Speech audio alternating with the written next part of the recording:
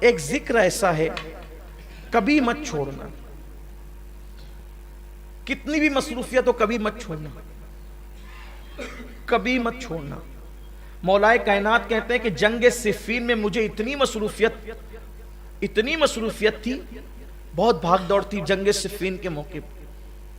اس دن بھی میں نے اس ہما ہمی میں بھی یہ ذکر نہیں چھوڑا۔ وہ ذکر ہے 33 مرتبہ سبحان اللہ، 33 مرتبہ الحمدللہ، 34 مرتبہ اللہ اکبر۔ اس کو کہتے ہیں تسبیح فاطمہ۔ اس کے بارے میں روایت میں آتا ہے کہ جو اس ذکر کو پڑھتا ہے دنیا میں اس کے کوئی کام میں اس کو ناکامی نہیں ہوگی۔ ادھر مرے گا ایک قدم اس کا دنیا سے اٹھے گا، ادھر مرے گا ادھر دخول جنت کی سعادت نصیب ہو جائے گی۔ نامراد نہیں ہوگا یہ ذکر، اس لیے کبھی مت چھوڑنا اس کو۔ ایک کلمہ شریف سنا آپ نے، لا الہ الا اللہ محمد الرسول اللہ، اس کے بعد آپ نے تسبیح فاطمہ یہ سنا، پھر اس کے بعد سبحان اللہ وبحمدہ، سبحان اللہ العظیم وبحمدہ استغفر اللہ۔ میرے آقا فرماتے ہیں جو اتنا کہہ لے اللہ اس کو میزان بھر کے نیکی عطا فرماتے ہیں۔ اس کو بھی پڑھو۔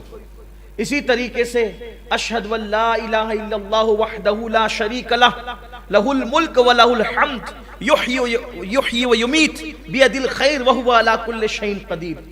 اس کو جو بندہ پڑھتا ہے اگر 4000 سال کے گناہ بھی اس کے نامہ اعمال میں ہو اللہ اس کو بھی بخش دے۔ بڑا عظیم ہے یہ۔ انبیاء کرام کا یہ وظیفہ ہے جو میں نے پڑھا نا، جس کو ہم چوتھے کلمے کی شکل میں پڑھتے ہیں، انبیاء پڑھتے تھے اس وظیفے کو۔ ایک وظیفہ اور ہے، حسبنا اللہ ونعم الوکیل۔ اسے حضور علیہ السلام مشکل مقام پر پڑھ، یہ دو وظیفے، ایک تو لا حول ولا قوت الا باللہ العلی العظیم، اور ایک تو حسبنا اللہ ونعم الوکیل۔ اس کو حضور علیہ السلام مشکل مقامات پر پڑھتے تھے۔ فرمایا جو حسبنا اللہ ونعم الوکیل پڑھے گا، اللہ فرماتا ہے چونکہ تو نے مجھے اپنا کارساز بنایا اب تیرا کوئی کام بگڑنے نہیں دوں گا، اس لیے اس کو پڑھا کریں۔ بڑے وظائف ہیں اور بہت زیادہ دیے جائیں تو کہیں ایسا نہ ہو کہ آپ مشکل میں پڑ جائیں، لیکن ایک وظیفہ جو حضور غوث پاک سے منسوب ہے اور اس کی بے شمار دنیاوی اخروی فوائد ہیں، اگر کچھ نہ کر سکو تو اتنا کر لیا کرو کہ ہر نماز کے بعد یہ وظیفہ، اس کو کہتے ہیں پنج گنج قادریہ۔ پنج گنج قادریہ یہ ہے کہ فجر کی نماز کے بعد اول آخر 3 بار درود شریف پڑھنا ہے، اور بیچ میں 100 مرتبہ یا عزیز و یا اللہ، یا عزیز و یا اللہ۔ ظہر کے بعد 100 مرتبہ یا کریم و یا اللہ، عصر کے بعد 100 مرتبہ یا جبار و یا اللہ، مغرب کے بعد 100 مرتبہ یا ستار و یا اللہ، عشاء کے بعد 100 مرتبہ یا غفار و یا اللہ۔ 1 منٹ لگتا ہے، اور اطمینان سے پڑھیں گے تو 2 منٹ لگتے ہیں، لیکن وظائف کی برکت ہے۔ یہ جو یا عزیز و یا اللہ پڑھتا ہے فجر کے بعد، جو کبھی ذلیل نہیں ہوگا، نہ دنیا میں نہ آخرت میں۔ آپ کو ذلیل کرنے والے خود ذلیل ہو جائیں گے، آپ ذلیل نہیں ہوں گے، اس لیے کہ جو اللہ کو عزیز کہہ کے پکارے خدا اس کو کیسے ذلیل کرے گا۔ آزما کے دیکھ لیں، کبھی ذلت نہیں ہوگی، کبھی ذلت، آپ کو ذلیل کرنے والا خود ذلیل ہوگا۔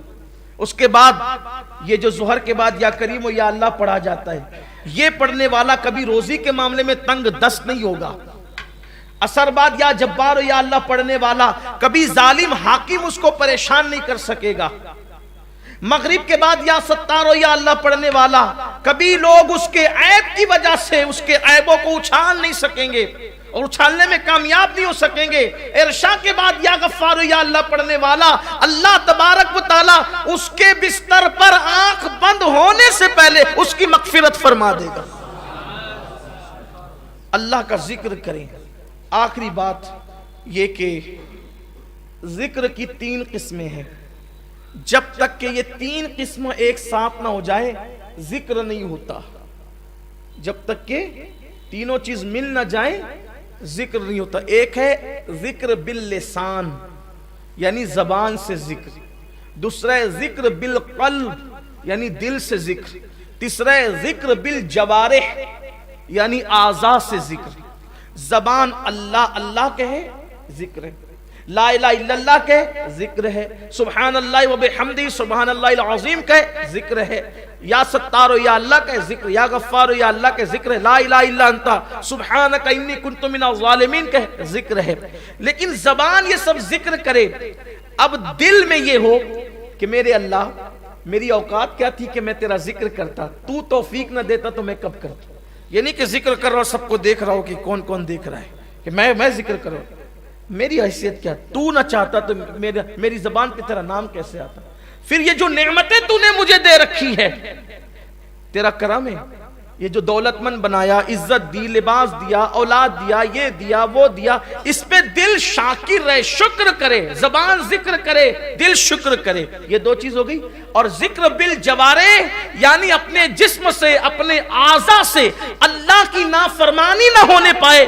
جب یہ تینوں ایک ساتھ ہو جاتے ہیں کہ اعضاء گناہ سے بچے، دل شکر کرے، زبان ذکر کرے، تو اس کو کہتے ہیں ذاکر، یعنی یہ ہے ذکر کرنے والا۔ تو یہ زمین پر خدا کا ذکر کرتا ہے، آسمان کی بلندیوں پہ خدا اس کا ذکر کرتا ہے، شرق غرب میں پھر اس کے چرچے ہونے لگتے ہیں۔ تو میرے آقا علیہ السلام سے انہوں نے پوچھا، آقا اس عرابی نے کہ یا رسول اللہ میں مقام خاص چاہتا ہوں اللہ کی بارگاہ میں، تو کہا کہ ذکر کرنے والے بنو۔ اللہ تعالی ہم سب کو توفیق عطا فرمائے۔